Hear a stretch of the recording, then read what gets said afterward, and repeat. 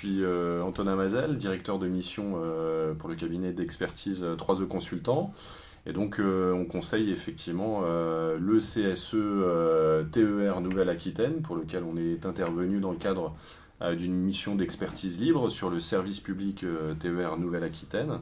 Le verdissement de la flotte, du matériel roulant, il a été annoncé par le président de la région Nouvelle-Aquitaine, avec un objectif qui est assez proche de celui de la SNCF, qui est en fait de ne plus avoir de trains diesel d'ici 2030 ou 2036. Ça dépend un petit peu des horizons. Et donc, l'objectif, c'est de remplacer au fur et à mesure la flotte de trains au diesel.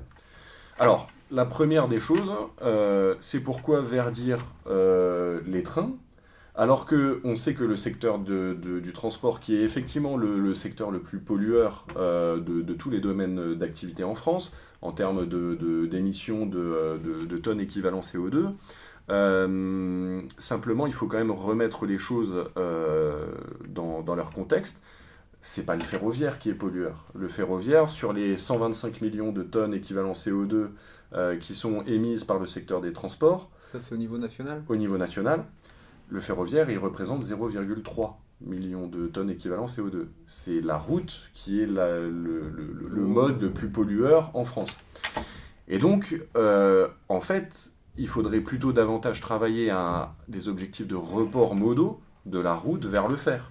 Ça concerne à la fois le transport de marchandises, avec un développement du fret qui est toujours attendu. Alors il y a eu différents plans, mais dans la réalité concrète, aujourd'hui, il ne se passe pas grand-chose, comme tu le dis.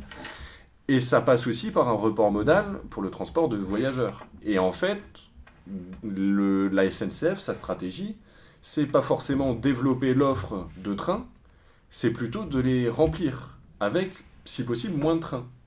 Donc en fait, l'équation, elle n'est pas forcément la meilleure. Et donc en fait, les pouvoirs régionaux se disent, bon, moi je vais verdir ma flotte, pourrait avoir des effets de communication. Aujourd'hui, le greenwashing, c'est un élément incontournable. En fait, voilà, c'est un élément très politique.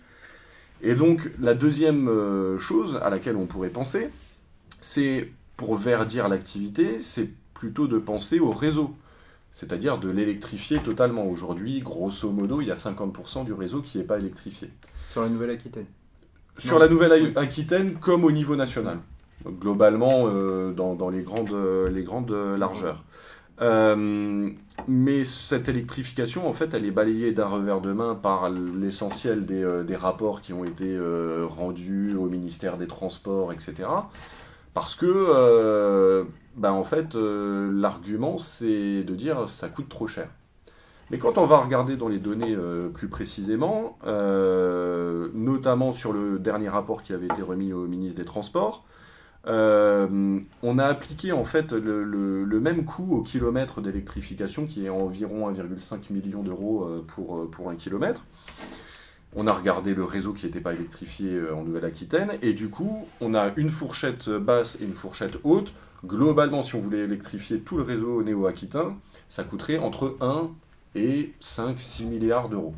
Donc c'est un montant qui est assez colossal. Mais pour autant, quand on regarde les annonces qui avaient été faites, notamment sur les achats de matériel à hydrogène, parce que c'est aujourd'hui l'énergie qui a un peu le vent en poupe, le coût unitaire d'une rame sur les premières commandes, c'est 17 millions. Aujourd'hui, il y a 76 rames diesel dans la flotte qui exploite le service TER en Nouvelle-Aquitaine.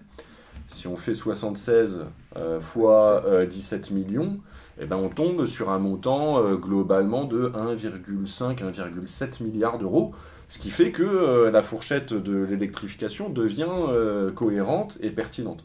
C'est pour ça qu'à l'issue de nos travaux, ce qu'on disait, c'est qu'il faudrait peut-être regarder un petit peu plus les possibilités d'électrification. Alors évidemment, au niveau technique, c'est pas possible d'électrifier tout le réseau, puisqu'on sait qu'il y a des limites. Je pense par exemple aux ouvrages d'art, les ponts, aux tunnels, voilà, dans des zones un petit peu complexes. Mais peut-être qu'on pourrait penser à l'électrification et également à avoir justement une flotte un peu hybride qui permet justement sur ces petits tronçons de fonctionner avec de l'énergie thermique. Oui, ce qui est déjà, en plus, on le voit le cas, je ne sais pas si c'est sorti dans le rapport, mais qu'aujourd'hui, on fait rouler pas mal de thermiques sur Oui. des lignes électriques et des bimodes sur des lignes thermiques. Ce qui est un peu une aberration. Ouais. Donc, ouais. Il y a matière à travailler pour verdir sans faire de greenwashing. C'est ça.